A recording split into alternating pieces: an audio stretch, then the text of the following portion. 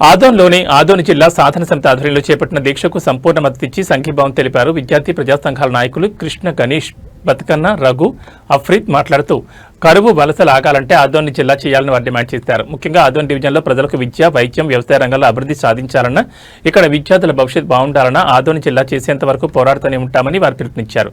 ఇప్పటికైనా రాష్ట్ర ముఖ్యమంత్రి అధికారులు స్పందించి ఆదోని జిల్లా చేయాలని, లేకపోతే రాబోయే రోజుల్లో పెద్ద ఎత్తున ఉద్యమాలు చేపడతామని హెచ్చరించారు.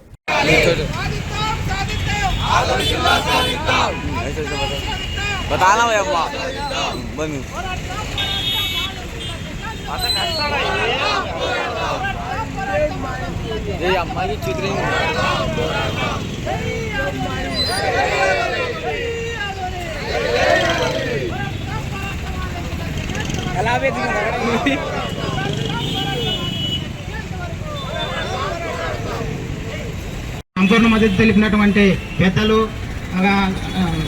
కార్యకర్తలు అందరికీ కూడా మేము సంపూర్ణంగా ధన్యవాదాలు తెలియజేస్తున్నాము. ఎందుకంటే ఇక్కడ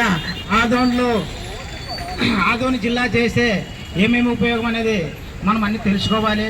ఎందుకంటే ఆదోని జిల్లా వల్ల మనకి చాలా ఉపయోగాలు ఉంది. విద్యా వలసలు నివారించుకోవడానికి అవకాశం ఉంటుంది.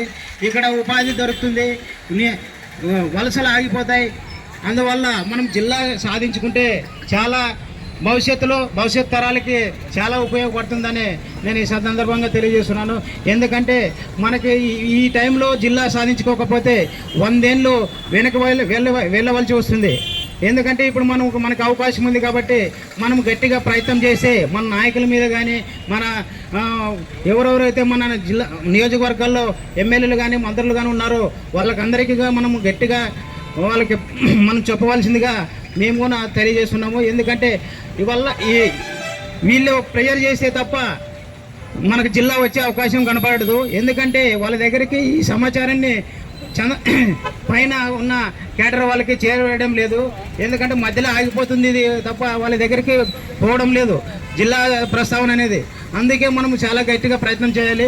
ప్రతి ఒక్క నియోజకవర్గంలోనూ ఇలాంటి ప్రోగ్రాంలు చేసుకుంటూ మనం గట్టిగా చేస్తే తప్ప మనం జిల్లా సాధించుకోవడానికి అవకాశం ఉంటుంది.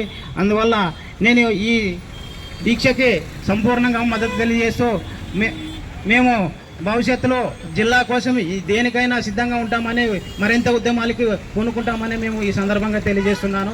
నా పేరు కృష్ణ, ఆర్ఏవిఎఫ్ జిల్లా అధ్యక్షుడు.